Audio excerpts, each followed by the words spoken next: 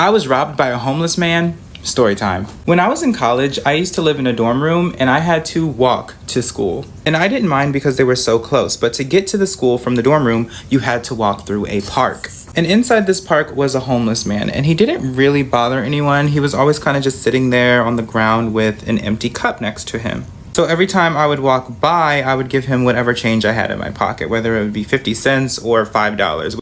And this went on for a while. Like every time I saw this man, I was giving him money, and I seen him almost every day. And I felt good about it. I was like, I'm helping this man. I'm putting a little money in his pocket. Maybe he can go get something to eat that day or whatever. Well, one day I'm out with my friends, like way across the city, like the opposite side of where the school was.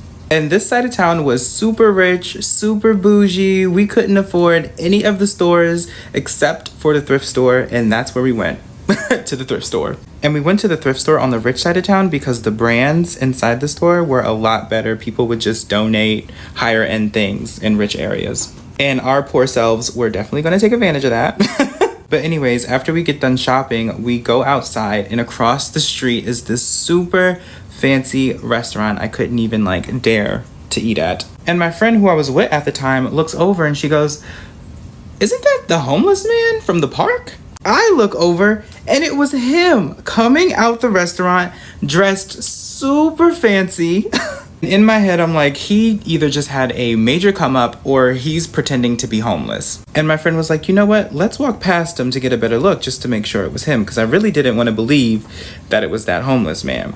So we get closer. And the closer we get, the more I realize it's that homeless man from the park. And it broke my heart. I was so disappointed because I didn't have a lot of money. A lot of times when I would give this man money, it would be money that I was going to use for food or to take care of myself. I was so annoyed. So as we start to walk past this man, his whole face dropped. You could tell that he knew that we knew. And I didn't confront the man. I just looked at him and gave him one of these. That's that. Okay, I see what kind of person you are. Look, I see you.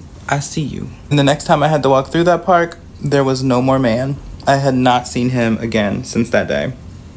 This is why you should not play Ding Dong Ditch, and I learned it the hard way. So this story happened years ago, when my mom actually allowed me to sleep over at my friend's house for the first time. But this is one of those stories where once it happened, it stuck with me for the rest of my life. So us being kids at the time, Ding Dong Ditch was a game that literally everyone played. It was thrilling, and the fear of getting caught had our adrenaline pumping. So my friend at the time lived on a hill, and you already know climbing up a hill is treacherous, so keep that in mind. Because y'all, it's a crucial point of the story. Anyways, this particular night, we decided that we wanted to play during sundown. That being because it would make it harder for everyone to make out our faces if we ended up getting caught. So I'd say it's around 8 p.m, it's dark out, and the only lights on are the street lights. I remember my friend telling me that we should walk down a few blocks so we don't encounter his neighbors for obvious reasons. So we walk down to this one street and we get going. One house after the other, we knock, we ring the doorbell, and then we run. We run right to the bushes, and then we watch their reaction. So sometimes we would scream from the bushes, and it would scare the person into screaming back and then shutting the door. I honestly don't know how we found that fun, but listen, it was a time. Alright, it was a time. So anyways, we ended up walking further down the street, and my friend wanted to do it to 2 more houses before we headed back. There was the house to the right of us, and then he wanted to do it to the house that was 2 houses down to the left of us. So we started with the left house first and got that out the way. Then it was time for the last house. So we both walked up to the door, we banged on it, 1, 2, and then the third time the door opened by itself. It was almost as if we broke the door, but I swear to you, we did not break that door.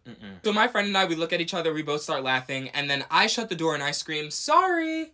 Just so they know that we're not trying to intrude. So at this point, we're tired and we start to walk back. And I swear to you, not even 10 steps later, we start to hear footsteps right behind us. So we both turn around and we get spooked by some big, tall man. So we, of course, go hi to this person that's walking right behind us because we just think that it's someone walking at night. We truly did not think anything of it until we looked at his face and saw that it looked very twisted. And what I mean by that is that he didn't look angry. It was more like a face where he was like, "I want you to."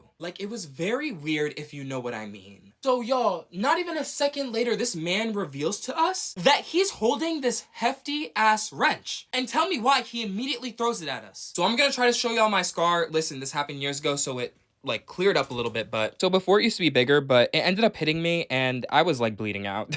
I dodged it. I said, But anyways, after this happens, panic mode sets in for the both of us and we start running. And y'all, this guy is literally catching up with us. So right now we're close to my friend's house, which is up on that hill. And y'all, let me tell you right now, I was not fit for that at all. So we had two options: split up and go in opposite directions, or risk it and run up that hill. Me personally, I went with the first option and my friend went with the second. So I make a right turn and I book it. I run between these two houses and then I ended up making my way to their backyard. And of course their backyard light turns on.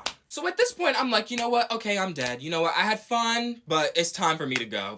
Luckily though, well, not really luckily, he ended up following my friend up the hill because I noticed after a few seconds like he was not following my path. So I ended up walking up, I peeped my head from the side of the house, and I saw that he was standing at the top of the hill, the guy. Thank God my friend did not run directly into his house, because then this guy would have known where he lived. My friend instead did exactly what I did when he ran up the hill and ran between two houses and then ended up running until he reached this tucked away park. So I'm looking at this guy on the top of the hill and he's up there still holding this wrench. He then turns around and runs back down the hill to wherever he came from, because I guess he saw that we were gone. We were...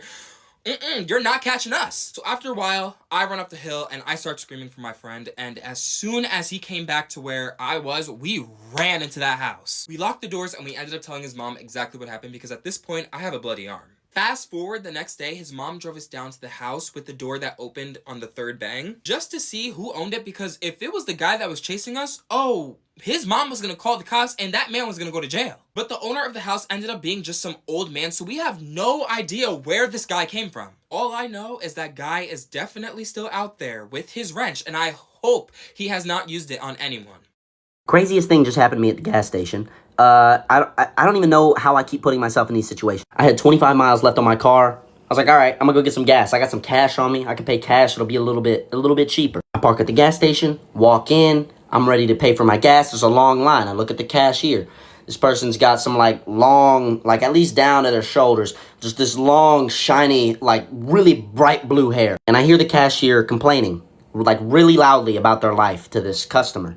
I'm like, all right, I'm not even gonna say nothing. I go to the left to go pick up a little snack. I found a Slim Jim. Man, this Slim Jim was so big, I wanted it so bad. I get my Slim Jim. I got a few bucks for the Slim Jim. I got 40 bucks cash for gas. I walk up to the counter. Can I get 40 bucks on pump 5, and then I'm gonna get this Slim Jim too? They go, yeah, sure. So they put 40 bucks on pump 5. I'm happy. I got my 40 bucks on pump 5. I got my gas. Awesome. Can I buy my Slim Jim? The cashier then starts trying to scan my Slim Jim. Slim Jim's not scanning. You know how it is? Sometimes you gotta move it around, hit it at the right angle. Nah, this is what they were doing. Oh my God.